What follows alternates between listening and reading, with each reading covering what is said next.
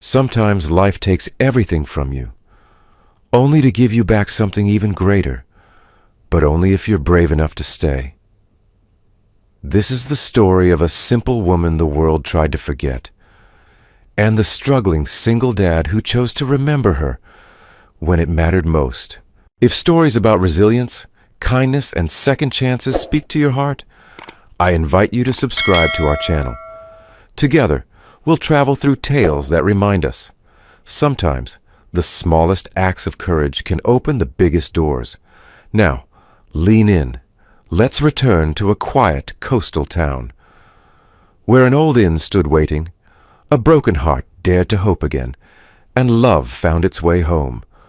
One simple, unforgettable day, Calder Hayes had once known what it felt like to dream. There had been a time, years ago, when he and his late wife, Mary Ann, had sat together on the front steps of a little rented house in coastal Oregon, making plans that stretched as far as the ocean horizon. A home of their own, a small woodworking shop Calder could run, maybe even a road trip across America, just the three of them, with their little girl sleeping in the back seat. But that was before life had carved out everything he loved and left him standing hollow in the wreckage. Now, at 38, Calder lived in a rental duplex the size of a postage stamp, drove a battered pickup truck, and juggled 2 part-time jobs. Deliveries in the mornings and carpentry repairs when he could find them. His evenings were spent sitting across a second-hand kitchen table from his daughter Junie, helping her with homework he often didn't understand. It wasn't the life he had planned, but it was the life he had. This morning, Calder stood outside the small legal firm of Winters & Co., gripping a worn clipboard under one arm and adjusting his baseball cap against the late spring wind. The delivery envelope tucked into his jacket felt heavier than it should have, like it carried more than just documents. Behind the glass door, people were gathering for some kind of formal event. Calder glimpsed well-dressed men and women, expensive shoes tapping on hardwood floors, whispers curling like smoke. It wasn't his world. Not anymore. Maybe it never had been. Still, a job was a job. Calder stepped inside, his boots scuffing quietly against the polished floor. He approached the reception desk, nodding politely at the young woman behind it. "Package for Mr. Arthur Winters," he said. The receptionist frowned slightly. "You're early. Mr. Winters is in the middle of the Bennett estate reading. It may be a few minutes." Calder shifted awkwardly, glancing around. Maybe he should wait outside, but his back was already aching from the morning rounds. He found a small wooden chair near the wall and sat, careful to keep out of the way. From where he sat, Calder noticed her. A woman about his age, maybe younger, sitting alone near the far corner of the room. Her dress was simple, a faded blue that matched the color of the sea on stormy days. Her hair was pulled back in a loose braid, and her hands were clutched tightly in her lap, twisting the fabric of a battered canvas tote. She wasn't like the others. She wasn't polished, wasn't preening. She looked real and painfully out of place.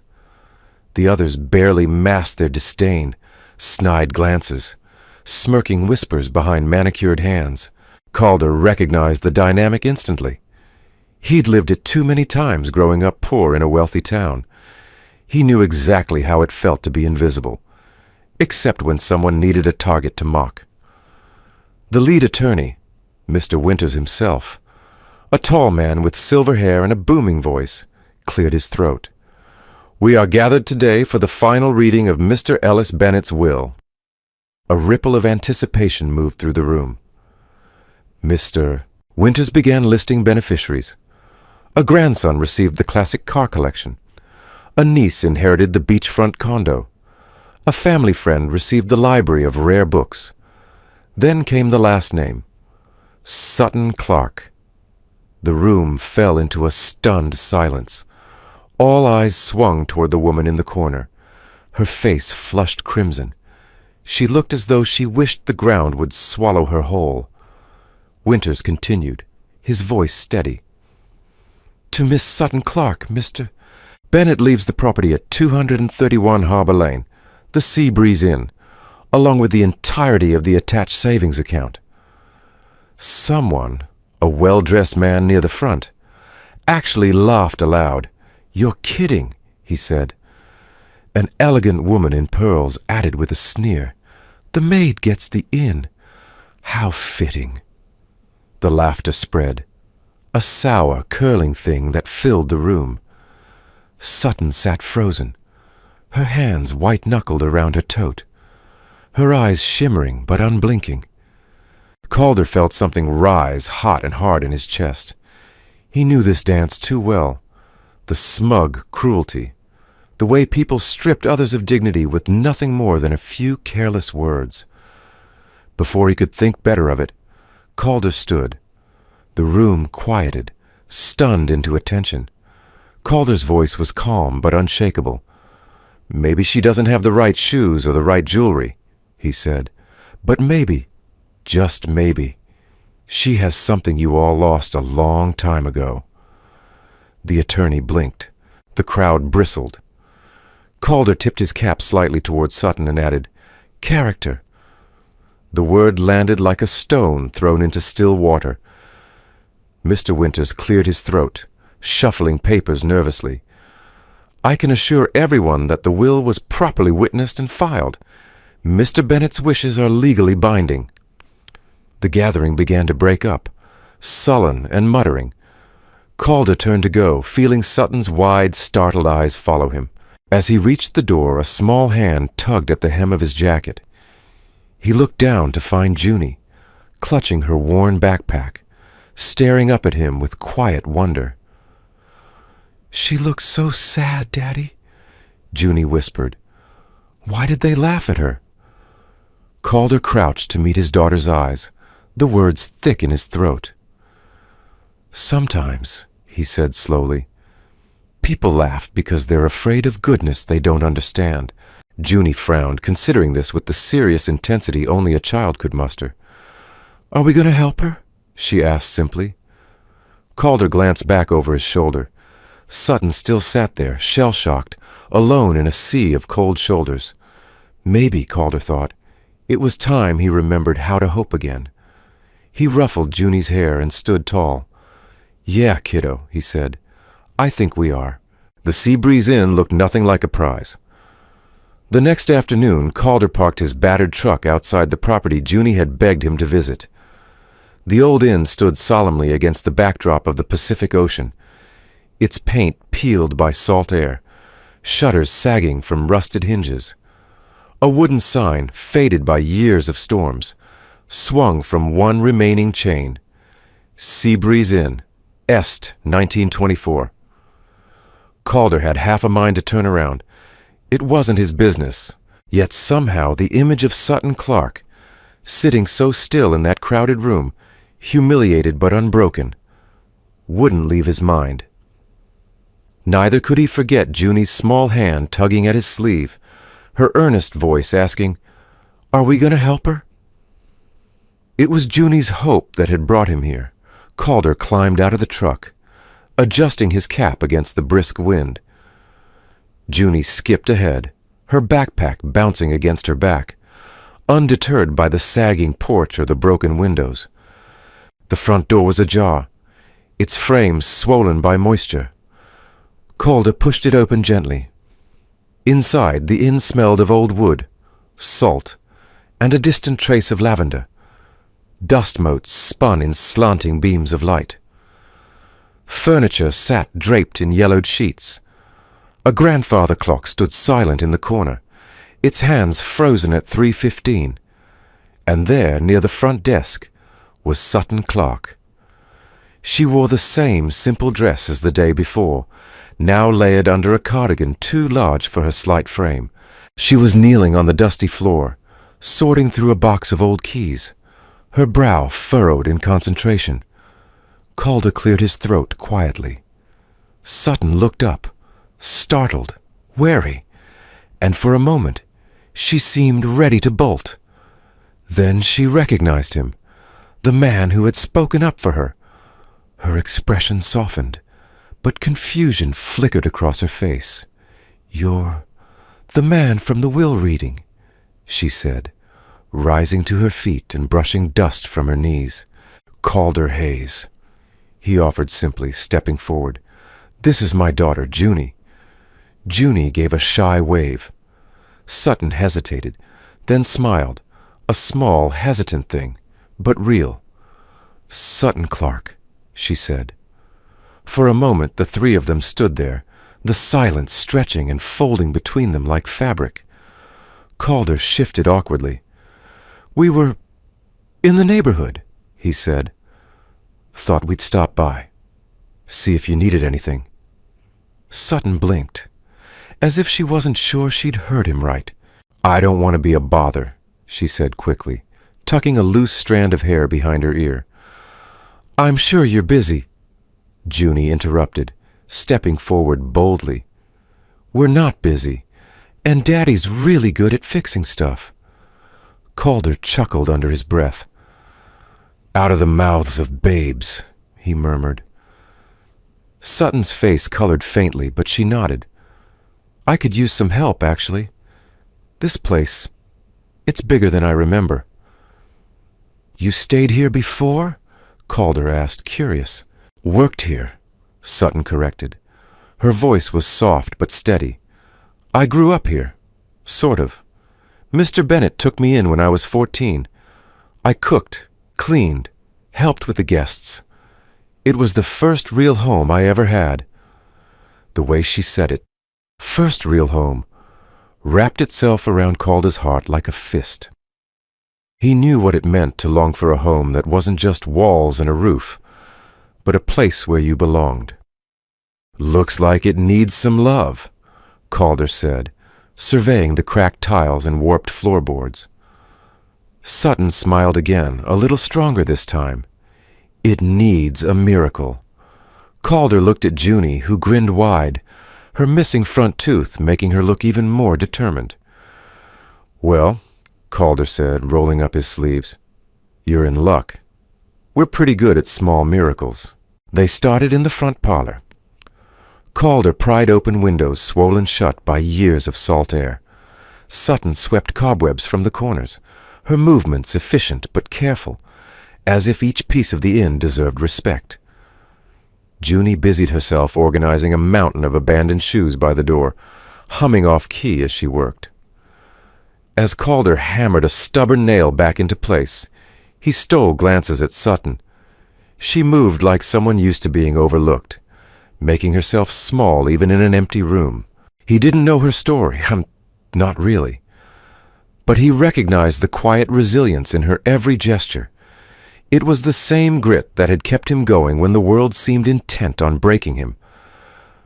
At one point, Sutton paused by a faded photograph hanging crookedly on the wall, an image of the Sea Breeze Inn in its prime. White shutters gleaming, flower boxes overflowing, guests laughing on the front porch. Sutton touched the glass gently. "Mister, Bennett used to say this place was built on kindness," she said softly. Calder set down his hammer. "Maybe it still is," he said. Their eyes met, just for a moment, and something passed between them, something fragile and tentative, like the first tentative stretch of wings before flight.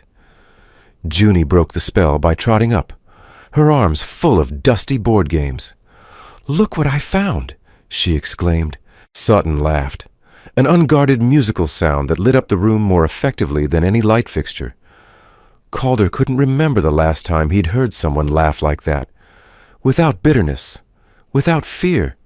It stirred something deep inside him, something he thought he'd buried with his dreams. Maybe hope wasn't dead after all. Maybe it was just waiting for a reason to come back. And maybe, just maybe, it wore a simple blue dress and carried hope in her hands like fragile glass. The town of Willow Bay was small enough that news traveled faster than the morning fog rolling in from the ocean. By sunset the next day, every diner, hardware store, and beauty salon had heard the same story, in slightly different versions. A simple woman inherited the Sea Breeze Inn. The Bennett family was furious. A stranger, a nobody, Adru, stood up for her. Calder didn't think much about town gossip. He had spent enough years ducking under its waves to know better than to swim against them. But he worried about Sutton. Sutton, who had spent the day stubbornly scrubbing dust from the lobby chairs, patching torn upholstery with careful stitches, and rearranging old photo frames along the mantel. Sutton, who smiled when she spoke, but whose eyes sometimes drifted to a place far away. A place where hope still fought to survive. Calder had seen that look before. In the mirror, after Marianne died. In Junie's eyes, when she thought he wasn't watching. He didn't like seeing it on Sutton's face. That evening, as the last gold fingers of sunlight slipped into the sea, Calder found Sutton sitting on the front steps of the inn, her arms wrapped around her knees. Junie was inside, asleep in an old armchair, worn out from a day of sorting through dusty treasures. Calder handed Sutton a mug of lukewarm coffee, the only thing the old percolator had managed to cough up. She took it with a soft, "Thank you," cradling it between her hands like it was something precious. For a while they sat in silence, listening to the distant rush of the waves. "You don't have to stay," Sutton said eventually, her voice barely louder than the wind. Calder rested his forearms on his knees, staring out at the fading light. "I know." "I'm not your responsibility," she added, almost like an apology.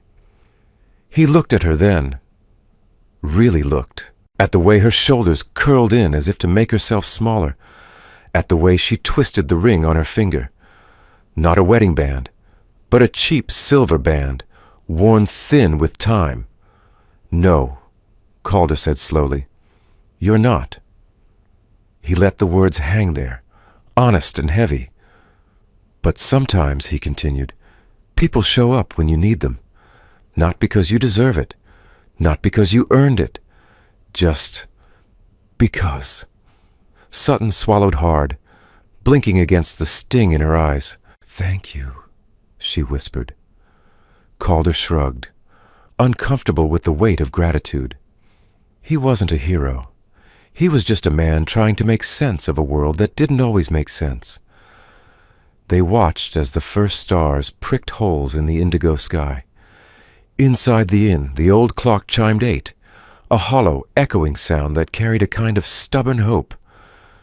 Sutton shifted beside him, setting her coffee down. "I found something today," she said. Reaching into her cardigan pocket, she pulled out a folded, yellowed letter. The paper was thin and brittle, the ink faded but legible. "It's from Mr. Bennett," Sutton said, smoothing it carefully. "I found it hidden behind the front desk." Calder leaned closer to read. "Dear Sutton, if you are reading this, it means I've finally gone to join my Edith. Don't you cry, girl. I've lived a good long life. This place, the Sea Breeze Inn, it's more than wood and nails. It's a promise that no one who crosses its threshold will ever be alone if they don't want to be. I'm leaving it to you because you know better than anyone what it means to be left behind, and because I trust you to make sure no one else has to feel that way. Take care of it. Take care of yourself. You were the granddaughter of my heart, even if not by blood. Ellis Bennett." Calder read the words twice, the knot in his chest tightening. Sutton folded the letter back up with trembling hands, pressing it to her heart. "I don't know if I can do it," she admitted. "Fix this place. Live up to him. You don't have to be Ellis Bennett." Calder said gently, "You just have to be you." Sutton gave a shaky laugh. "You make it sound easy." "It's not," Calder said. "Nothing worth doing ever is." He stood, offering her his hand. After a moment's hesitation, Sutton took it. Her palm was calloused from years of work, her fingers slender but strong. Calder pulled her to her feet. For a moment, they stood close, too close, and the air between them shifted. charged with something tender and terrifying. Sutton stepped back first, flustered, brushing imaginary dust from her skirt. Calder shoved his hands into his pockets, feeling a fool and a boy all at once. "Come on," he said gruffly. "There's a lot of life left in this old place. Just needs someone stubborn enough to believe in it." Sutton smiled, a real smile, wide and luminous, like sunrise after a long storm. "Good thing I'm stubborn," she said. Calder chuckled, the sound low and warm. "Yeah," he said, "good thing." Inside the inn, Junie stirred, mumbling in her sleep. Calder and Sutton turned toward the door together. Two unlikely souls bound not by blood or obligation, but by something rarer. The stubborn, beautiful, reckless insistence that kindness could still change the world. And maybe, just maybe, change them too. The next morning brought a cool mist that draped Willow Bay in a silver hush. It softened the battered edges of the sea breeze in, blurring cracked paint and sagging shutters, making it almost beautiful again. Calder arrived just after sunrise, a toolbox in one hand and a bag of pastries in the other. Junie trailed behind him, still rubbing sleep from her eyes, clutching a thermos of hot cocoa like it was sacred treasure. Sutton was already there, her silhouette framed by the open doorway. She wore jeans patched at the knees and a faded sweatshirt that hung off one shoulder. Despite the exhaustion etched into her face, she smiled when she saw them. It was a small thing, a smile, but Calder felt it settle somewhere deep in his chest, warm and steady. "Morning," she called, pushing her hair out of her face. "Morning," Calder replied, handing her the bag of pastries, fuel for the brave. Sutton laughed, a real, unguarded laugh that made Junie giggle and the old inn feel somehow more alive. They gathered around the front desk, where Sutton had laid out a collection of ancient, tarnished keys she had found in a drawer the night before. Each key was attached to a brass tag, engraved with faded numbers: Room 1, Room 2, Room 3. Sutton picked up one, a small, crooked thing with the number 7, and held it up. "I think it still works," she said, a spark of determination lighting her voice. Calder nodded approvingly. Only one way to find out. They spent the morning exploring the inn, unlocking rooms that hadn't been opened in decades.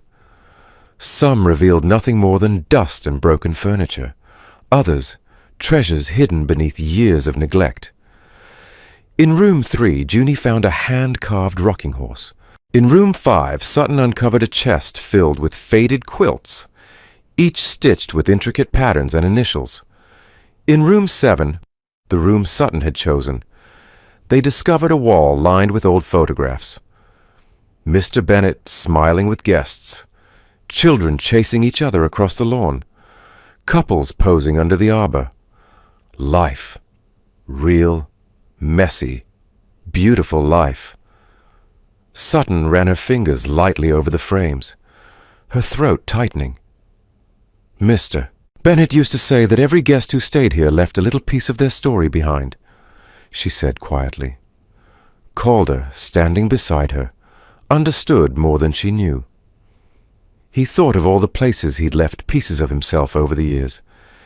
In the house he'd lost with Marianne, in the dreams he'd shelved to raise Junie, in the small kindnesses that no one else ever saw. Maybe, he thought, it was time to start gathering pieces again. As they worked, Junie darted from room to room, her excitement contagious. In the main hallway, she paused before a bare stretch of wall and turned to Calder and Sutton with wide, hopeful eyes. "Can we make a wall of stories?" she asked. "Like, when people come, they can leave pictures or letters or stuff?" Sutton's eyes softened, her hand instinctively reaching out to ruffle Junie's messy hair. "I think that's a wonderful idea," she said. Calder smiled, pride swelling in his chest. Junie had always had a way of seeing the world not just as it was, but as it could be. Maybe she got that from her mother. Maybe she got it from the part of Calder that hadn't given up. The part he thought had died, but was miraculously still breathing. By late afternoon they gathered again in the lobby, dusty and tired, but grinning like fools. They had cleared out old furniture, swept away years of grime, and even managed to coax the front desk lamp to flicker to life. The Seabreeze Inn wasn't fixed, not yet, but for the first time in a long time, it felt like it was awake. Sutton stood behind the front desk, holding the master key ring in her hand. She turned it over thoughtfully, the metal cool against her palm. "This place was supposed to be Mr. Bennett's legacy," she said softly. "Now it's mine." Calder stepped closer, his voice low but steady. "It's yours to make into whatever you want it to be." Sutton looked up at him, something fierce and vulnerable shining in her eyes. "I want it to be a place where nobody feels forgotten," she said.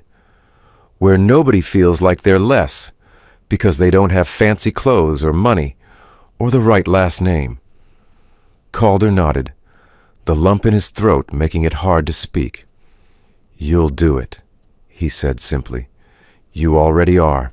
Sutton pressed the key ring to her heart for a moment, then with a small, trembling smile, turned and hung it back on its rightful hook behind the desk. A simple act, a declaration, a beginning. Outside, the sun broke through the mist, spilling gold across the peeling porch and the worn steps. The Seabreeze Inn, battered but unbowed, stood waiting. And for the first time in years, so did Calder Hayes. Maybe, just maybe, some places, and some people, were worth the work it took to rebuild. Maybe hope didn't come roaring back all at once.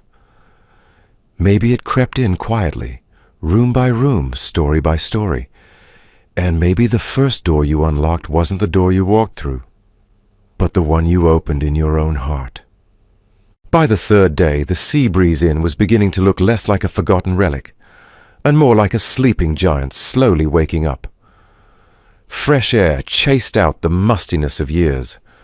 Sunlight slanted through open windows, painting bright stripes across worn wooden floors. The laughter of a child, Junie's, echoed down the hallways, weaving life back into the bones of the old building. But even as the inn found new breath, Calder felt a different kind of tension growing, one harder to sweep away with a broom or patch over with a hammer. It lived in the careful distance Sutton kept between herself and the rest of them, in the way her smiles sometimes flickered out too quickly, in the quiet moments when she seemed to be building invisible walls around her heart, faster than they could tear down the broken ones around them. Calder noticed it, and against his better judgment, it gnawed at him. Late one afternoon, while Junie napped upstairs under a quilt they had rescued from the attic, Calder found Sutton outside, sanding one of the old porch railings with fierce determination. Her sleeves were pushed up, sawdust clinging to her forearms. Her braid had mostly come undone, wisps of hair sticking to her damp forehead. "You're going to wear a hole in that thing," Calder said lightly, leaning against a post. Sutton didn't look up. "It needs to be smooth." "It's already smoother than a baby's backside." That earned a reluctant huff of amusement from her, but she didn't stop sanding. Calder crossed his arms, watching her for a moment. Then he said carefully, "You don't have to do this alone, you know." The words hung between them, heavy with more meaning than he let on. Sutton finally set the sanding block down, brushing her palms on her jeans. "I'm used to it," she said simply. Calder nodded slowly. "Yeah, me too." A gull cried overhead. The scent of salt and wood dust filled the air. "You ever think," Calder said after a moment, "that maybe used to it isn't the same as meant for it?" Sutton stared at him, the defense rising in her eyes like a shield. "What do you want from me, Calder?" she asked, her voice soft but sharp around the edges. He held her gaze steadily. Nothing, except maybe not to see you tear yourself down harder than time ever could. Sutton's hands trembled slightly as she picked up the sanding block again. It's safer this way, she muttered. Safe isn't living, Sutton, Calder said, his voice low but fierce. It's hiding.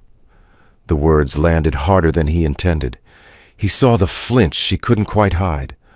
Regret twisted in his gut, but he didn't take it back. She needed to hear it. Maybe he did too. For a long moment, neither of them spoke. Then Sutton dropped the sanding block with a clatter and turned away, hugging her arms tightly around herself. You don't know what it's like, she said, barely above a whisper. To be nothing. To be looked at like you're invisible. Or worse, like you're a mistake someone regrets. Calder's heart squeezed painfully.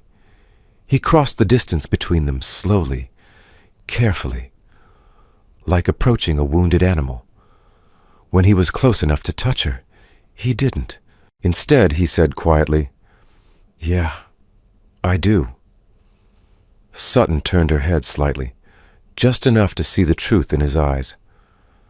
I wasn't always like this, Calder continued. I used to think the world was something you could build with your own two hands. That if you worked hard enough, loved hard enough, you could keep it all together. He looked out toward the sea, the memories sharp and bitter in his mouth. But sometimes life tears it all down anyway, he said, and you're left standing in the ruins, wondering if it was ever real. Sutton said nothing, but her posture softened, just slightly. And after a while, Calder finished, you stop building, you stop hoping, because losing hurts too damn much. A tear slipped down Sutton's cheek. She brushed it away angrily, but Calder saw it. I'm scared, she whispered. I'm scared that if I let myself believe in this, in any of it, it'll just get ripped away again. Calder exhaled slowly. Then, very carefully, he reached out and took her hand. It was a small, tentative touch. No pressure, no demands, just an offering. Sutton looked down at their joined hands, something breaking open inside her, something raw and real. Maybe it will, Calder said, his voice rough, but maybe it won't. And maybe, even if it does, it'll still be worth it. The silence between them wasn't empty now. It was full of everything they hadn't said, everything they were too scared to hope for. Finally, Sutton squeezed his hand back, just once, quick and fierce. It wasn't a promise. It wasn't a surrender. It was a beginning. Calder smiled, small and aching. Come on, he said, gently tugging her toward the porch. We've got walls to fix, and maybe some others to break down. Sutton let him lead her back toward the inn. Behind them, the sea kept breathing against the shore, relentless, patient, unafraid, just like them. Maybe broken things could be beautiful too. Maybe walls weren't meant to last forever. Maybe, just maybe, two battered hearts could learn to build something stronger together. One piece at a time, the next few days passed in a quiet rhythm. Like the gentle ticking of the old grandfather clock, they had finally coaxed back to life in the lobby.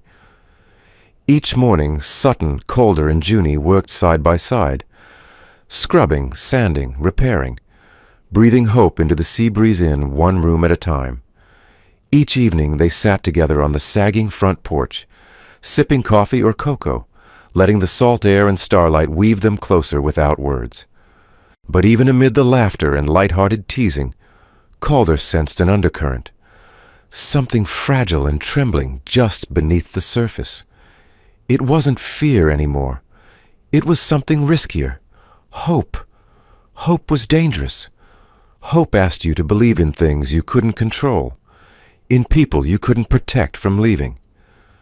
And yet, Calder found himself falling into it, step by reluctant step. It was Junie who tipped the balance. One afternoon, while Calder was upstairs repairing a broken bed frame, and Sutton was repainting the front desk, Junie disappeared into the back parlor. A dusty, forgotten room filled with abandoned furniture and empty walls. They found her there hours later, sitting cross-legged on the floor, a box of crayons spread out around her, and a giant piece of butcher paper in front of her. "What are you up to, kiddo?" Calder asked, crouching down beside her. Junie beamed up at him, her cheeks smudged with blue and green crayon. "I'm making a wall of stories," she declared proudly. Sutton, wiping her hands on an old rag, stepped closer, curiosity blooming in her tired eyes. Junie pointed to the paper, her small finger tracing the colorful shapes. "See?" she said excitedly. "This is the inn. And this is us." She had drawn a big, lopsided house with smiling stick figures in front. One tall, Calder, one with a braid, Sutton, and one tiny with pigtails, herself. "And here," Junie added, pointing to a patch of sky crowded with stars, "this is for all the people who are going to come, people who need a place to stay when the world feels too big." Sutton pressed a hand to her chest, overcome. The drawing was crude, childlike, and utterly perfect. In Junie's world, things didn't have to be fixed or flawless to be beautiful. They just had to be loved. "Sweetheart," Sutton said, her voice wobbling, "this is incredible." Junie grinned wider. "I thought maybe," she said, "we could put it up in the lobby, so everyone who comes here knows they're part of the story too." Calder couldn't speak for a moment, the lump in his throat too thick. He swallowed hard and pulled Junie into a fierce hug.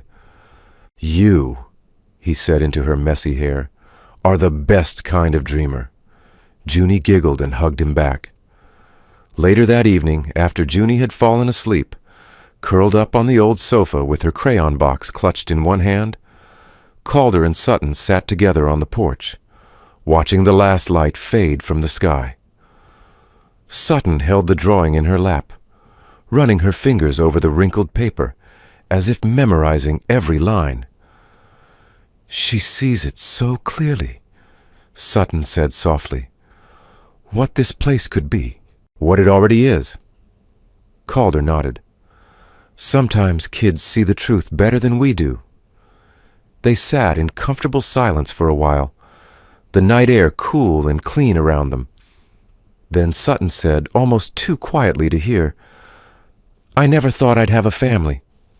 Calder turned to her, his heart catching. "I figured. Some people just aren't meant for that," Sutton continued, her voice raw, "that I was too broken, too much baggage."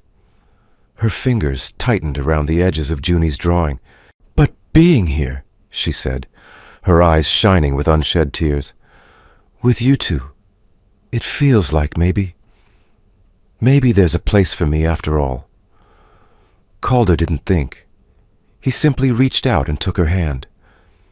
It was the easiest thing he'd done in years, and the hardest. Sutton's fingers trembled in his, but she didn't pull away. "You belong here," Calder said, his voice rough with emotion. "Not because of what you do, not because of what you fix, but because of who you are." The night hummed around them, waves rolling, stars whispering, as if the whole world was holding its breath. Sutton turned her hand in his, linking their fingers together. "I'm scared," she admitted.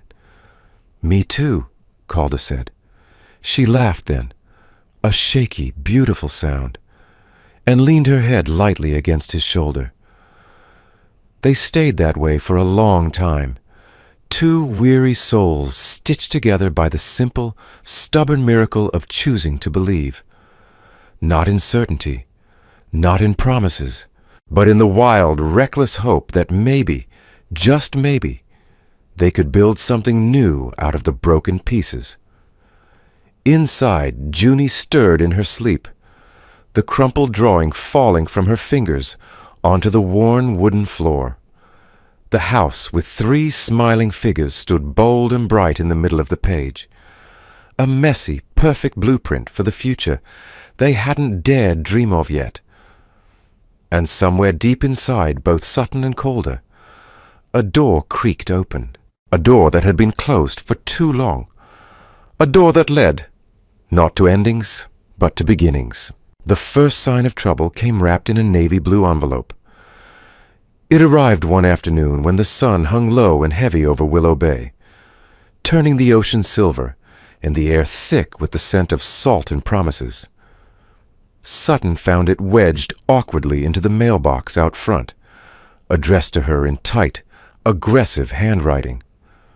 Calder was up on a ladder repairing the eaves when he noticed her standing frozen in the driveway, the unopened envelope clutched in her hand. He climbed down carefully, wiping his hands on his jeans. "You okay?" he asked. Sutton didn't answer right away. Her knuckles whitened around the envelope. Finally, she looked up, her smile brittle. "Just a letter," she said, too brightly. But Calder knew better. He waited, giving her space, watching the battle play out across her face. Pride against fear, hope against the old instinct to run. After a long moment, Sutton tore the envelope open with a jerky movement. Inside was a thick legal document and a letter typed in cold, formal language. Her eyes skimmed the words, and Calder saw the color drain from her cheeks. "What is it?" he asked, stepping closer. Sutton swallowed hard. "It's from Ellis Bennett's nephew, Harrison." Calder frowned. He remembered Harrison from the will reading, the man in the expensive suit who had laughed the loudest when Sutton's name was announced. "He's contesting the will," Sutton said, her voice barely above a whisper, "claiming undue influence, saying I manipulated Mr. Bennett when he was vulnerable." Calder cursed under his breath. "That's ridiculous," he said fiercely. "Everyone knew Mr. Bennett had all his wits about him." Sutton gave a shaky laugh. "Doesn't matter. If Harrison takes it to court, it'll cost more money than I have. And time. Maybe years." She folded the letter carefully, her hands trembling. "I can't fight him, Calder," she said, her voice breaking. "I barely have enough to keep the lights on. How am I supposed to survive a lawsuit?" Calder's gut twisted. He hated the fear in her eyes, hated the way hope, so recently kindled, flickered under the gust of this new storm. "You're not alone in this," he said quietly. Sutton shook her head. "Maybe I should just walk away. Give it up before it gets ugly." "No," Calder said firmly. "That's exactly what they want." Sutton's shoulders sagged under the invisible weight. "I'm tired, Calder," she whispered. "I'm so tired of fighting for a place in a world that keeps telling me I don't belong." Her words cut deeper than any blade. Calder reached out, cupping her face gently between his rough palms, forcing her to look at him. "You belong," he said, fierce and low. "You belong right here. You earned it. You bled for it. You made it matter again." Tears welled in Sutton's eyes, slipping free before she could stop them. "I don't know if I'm strong enough," she admitted. Calder brushed his thumbs over her cheeks, wiping the tears away. "You are," he said. "You don't have to do it alone. We'll fight it together." A shudder ran through her, part fear, part fragile relief. Then she sagged into him, resting her forehead against his chest, letting herself lean for the first time in what felt like a lifetime. Calder held her, steady and solid, as the sun dipped lower and the shadows lengthened across the dusty parking lot. Inside, Junie's laughter floated down the hallway as she played with a battered dollhouse they had salvaged from one of the storage rooms. The sound, innocent, bright, cut through the heaviness like sunlight through storm clouds. Sutton pulled back slightly, swiping at her eyes and trying to smile. I can't let her down, she said, nodding toward the inn where Junie's laughter echoed. You won't, Calder promised. That night after dinner, they sat together at the old kitchen table. The letter from Harrison spread out between them. Junie colored quietly at the far end of the table, humming to herself, blissfully unaware of the storm brewing around her. Sutton traced the edge of the paper with a fingertip. If I fight it, she said, it means court dates, lawyers, depositions, dragging up every mistake I've ever made. Calder met her gaze steadily. You're stronger than you think. Sutton gave a soft, mirthless laugh. Maybe. Or maybe I'm just too stubborn to quit. Calder smiled faintly. Same thing, far as I'm concerned. She looked down at the letter again, then at him. What if I lose? She asked. Calder reached across the table, covering her hand with his. Then you lose fighting for something worth believing in, he said. That's not a real loss, Sutton. That's called living brave. Tears stung her eyes again, but this time they were different. Not tears of fear. Tears of someone who had carried their burdens alone for too long and was finally beginning to believe they didn't have to anymore. Junie looked up then, waving a new drawing proudly. Look, she chirped. It was another picture of the inn, but this time it had a rainbow arcing over it, with words printed carefully in crayon. Home is where hope lives. Sutton pressed a fist to her mouth to keep from sobbing outright. Calder squeezed her hand once, hard and sure. Whatever storms came, they would face them, together. Maybe that was the real miracle after all. Not that bad things wouldn't come, but that when they did, you didn't have to stand alone in the rain. The rain came that night, sudden and heavy, drumming against the roof of the Sea Breeze Inn like 1,000 small, urgent hands. Calder sat at the kitchen table, staring at the damp legal papers spread out before him, feeling like every drop hammering the windows was another crack in the fragile world they had begun to build. Sutton had retreated upstairs hours ago, carrying the letter from Harrison like a stone lodged in her chest. She had smiled for Junie's sake, laughed at a silly story, tucked the little girl into bed. But Calder saw the truth behind her eyes. She was slipping away, retreating behind the walls she had barely begun to tear down. He hated the helplessness curling inside him, hated that all the nails and boards in the world couldn't fix the kind of brokenness a letter could cause. Junie padded into the kitchen in her sock feet, clutching something close to her chest. Her hair was mussed from sleep, her pajamas a size too big. Calder managed a weary smile. Hey, kiddo, thought you were asleep. Junie shook her head solemnly. I had to do something first.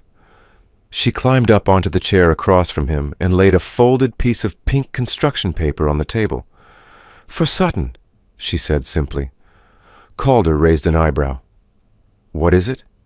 A letter, Junie said, as if it were obvious. A real important one.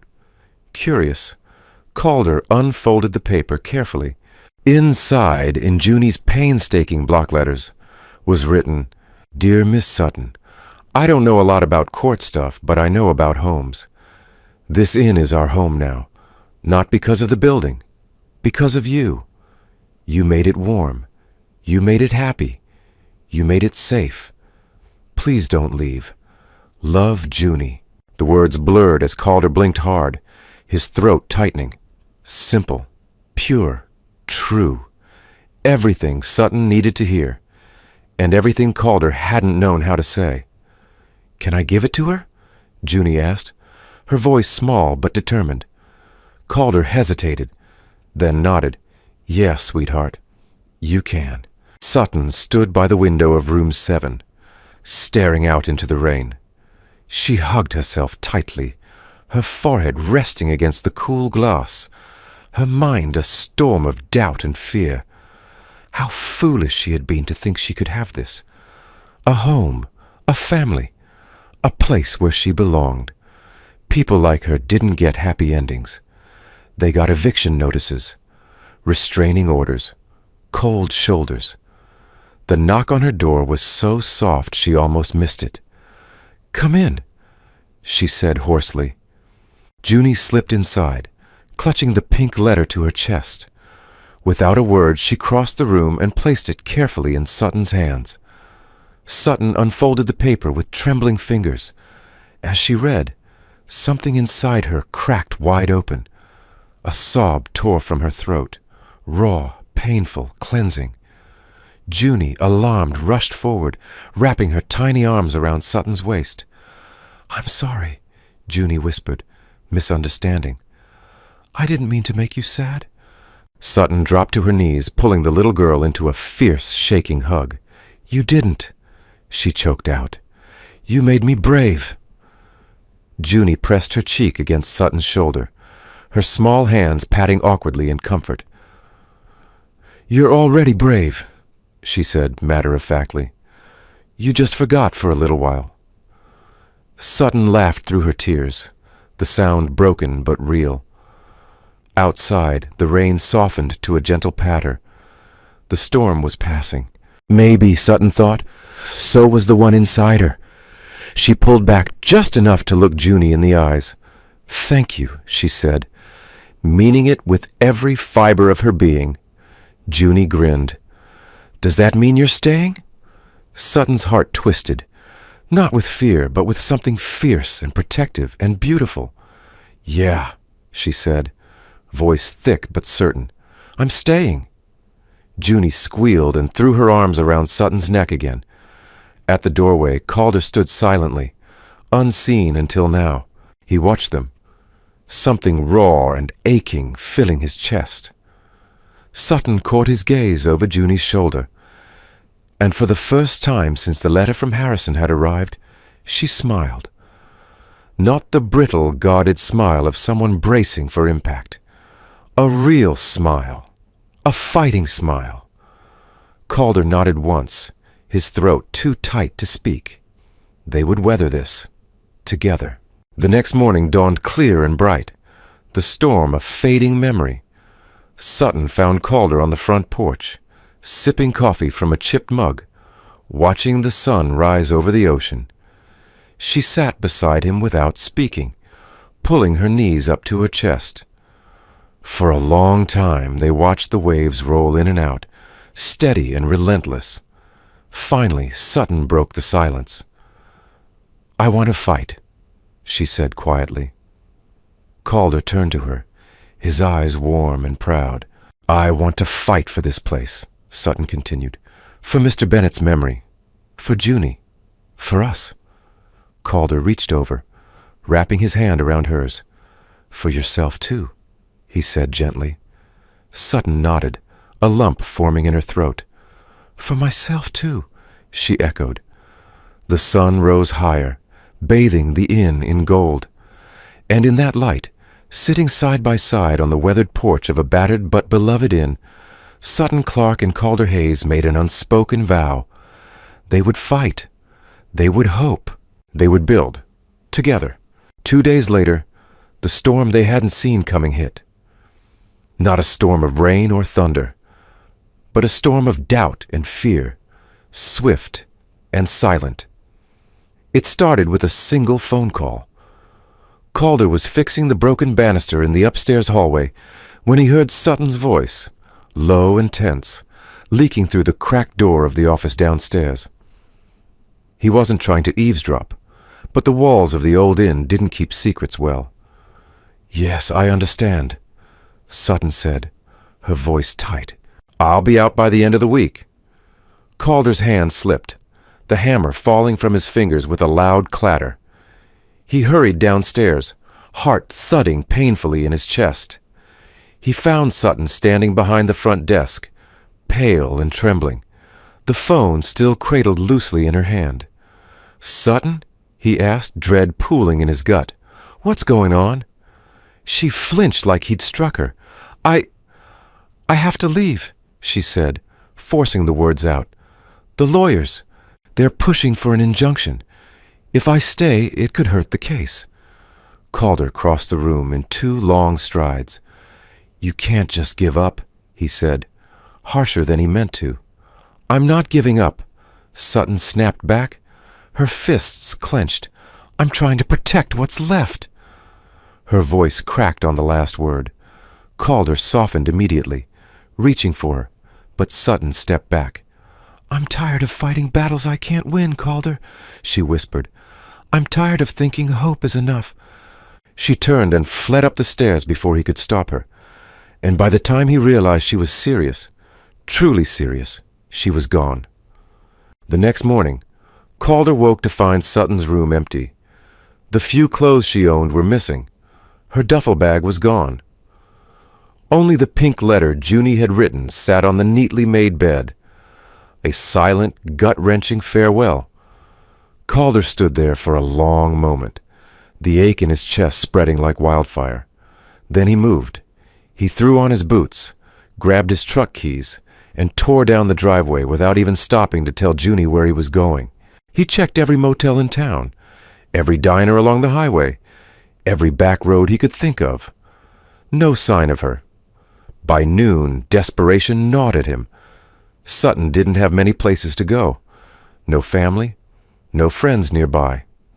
But she had something else, an instinct to disappear, to run before she could be left behind again.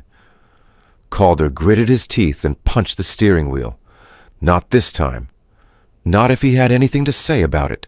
Finally, on a hunch, he turned south, toward the next town over, a place Sutton had once mentioned working when she was younger. He found her in the most unlikely place, an old crumbling motel with a sagging neon sign that flickered vacancy in sullen red letters. Her truck, the rusty blue pickup Mr. Bennett had given her years ago, was parked in the farthest corner of the lot. Calder pulled in beside it and killed the engine, heart pounding. For a moment he sat there, hands gripping the steering wheel, breathing hard. Then he climbed out and crossed the cracked asphalt. He found Sutton sitting outside room 12, her knees drawn up to her chest, a coffee cup cradled between her hands. She looked up when she heard his footsteps, and the look on her face nearly undid him. Worn, fragile, lost, but not beyond saving. Calder crouched down in front of her, resting his forearms on his knees. "I'm not leaving," he said simply. Sutton shook her head, her throat working. "I'm a mess, Calder. I don't even know who I am anymore." He gave a small, rough laugh. "Good. Means you're figuring it out." She blinked at him, stunned. "I don't need you to have it all together," Calder said, his voice steady. "I don't need perfect. I just need real." Sutton's lower lip trembled. "I'm scared," she admitted. "So am I," Calder said. "But I'm a lot more scared of letting you walk away." A tear slid down her cheek. "You belong with us," Calder said. "You belong at the inn. With Junie, with me." He reached out, covering her cold hands with his. "Don't let fear win," he said quietly. "Let's build something that lasts. Together." For a long, trembling moment, Sutton said nothing. Then she nodded, once fiercely, and launched herself into his arms. Calder caught her, pulling her close, feeling the shudders rack her body as she sobbed against his chest. He pressed his cheek against her hair, whispering promises he hadn't even known he was carrying until that moment. "You're home, Sutton. You're home." And this time, she believed him. Later, as they drove back toward Willow Bay with the sun dipping low behind them, Sutton reached across the cab and laced her fingers through Calder's. He squeezed back, feeling something settle inside him, something right and sure.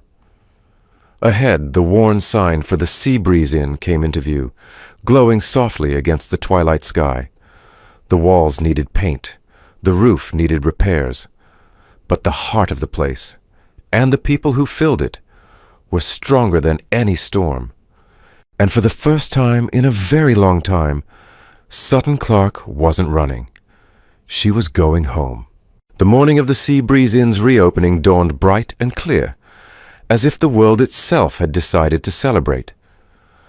Calder stood on the front porch, hammering the last nail into the freshly painted sign. The letters gleamed proudly in the sunlight. Sea Breeze Inn, where hope lives. Behind him, the once dusty lobby buzzed with life. New curtains fluttered at open windows. Fresh flowers stood proudly in vases rescued from the attic. The old grandfather clock chimed merrily, its hands ticking once again toward the future. And at the heart of it all, Sutton. She moved through the lobby like a steady breeze, checking details, greeting guests as they arrived for the modest reopening celebration.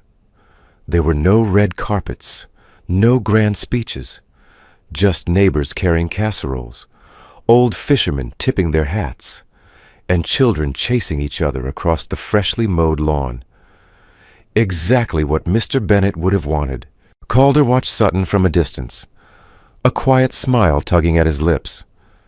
She was radiant, not because of the simple sundress she wore, or the way the sunlight kissed her hair, but because she was, at last, fully alive. And for the first time in years, so was he.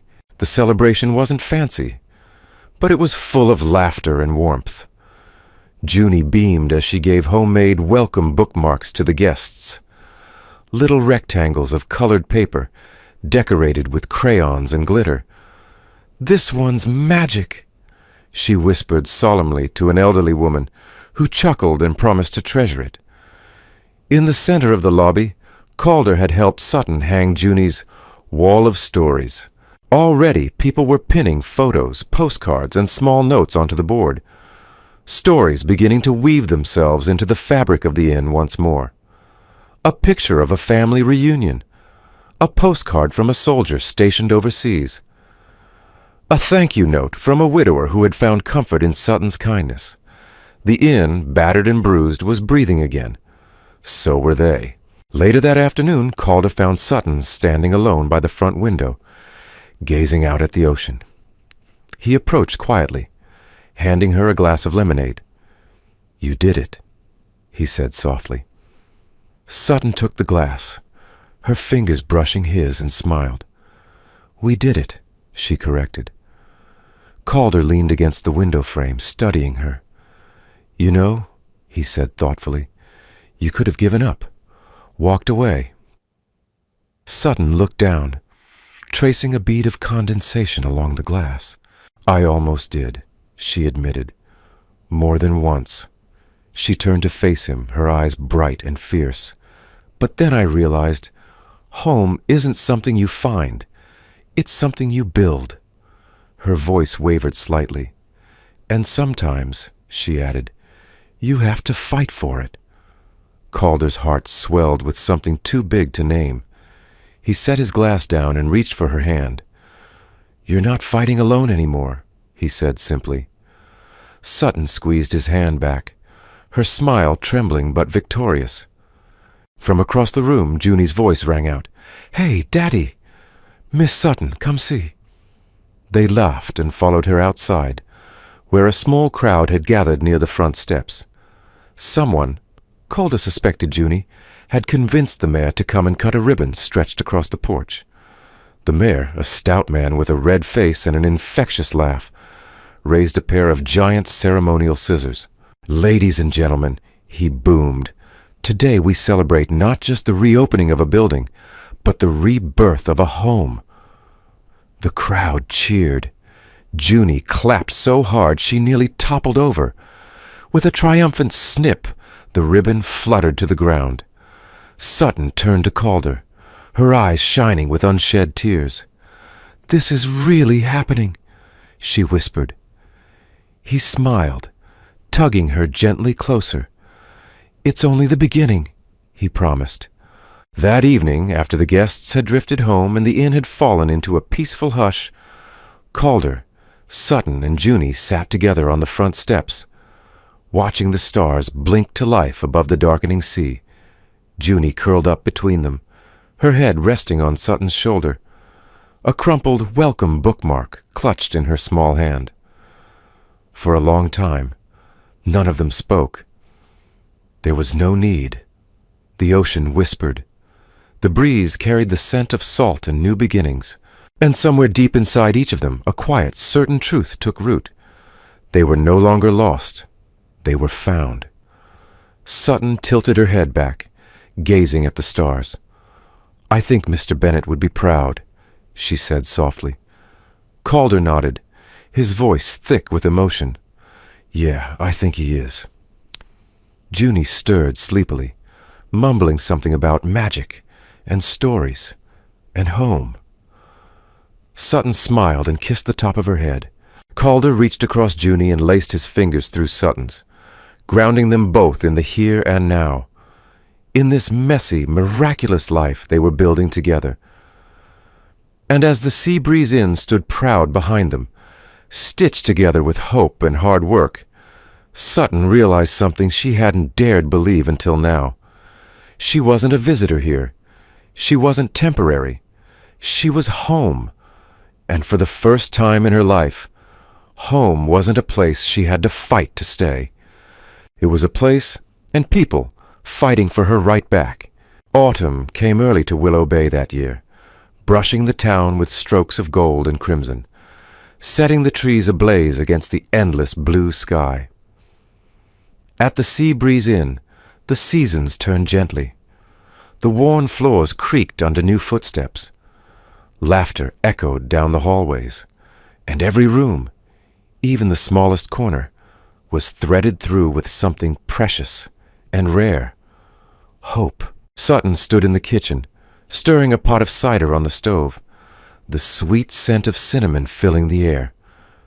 Through the open window, she heard Junie giggling outside, chasing fallen leaves across the lawn with a reckless, joyous abandon only children possessed. Calder's low, steady voice floated after her, teasing and laughing, the sound as warm and solid as the earth itself. Sutton closed her eyes for a moment, savoring it. The life she hadn't dared to dream was now stitched into the very bones of this place. Her place. Their place. Home. That evening they hosted their first official family night. A simple idea Sutton had dreamed up one quiet morning. An open invitation to anyone in town who needed a hot meal, a warm fire, and a reminder that they weren't alone. The lobby buzzed with life. Local farmers brought baskets of apples. Fishermen shared fresh-caught crabs. Grandmothers passed around platters of cornbread and steaming bowls of chowder. People swapped stories, laughter spilling through the wide-open windows, mixing with the scent of the sea. At the center of it all, Junie stood proudly by the wall of stories, encouraging guests to add their memories. A photograph, a note, a prayer scrawled on the back of a napkin. The wall was no longer bare. It was alive, a tapestry of lives stitched together by kindness and shared dreams.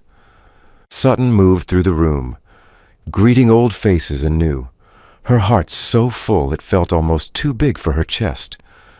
When she finally found Calder near the fireplace, he was helping a shy young boy build a tower out of driftwood and seashells.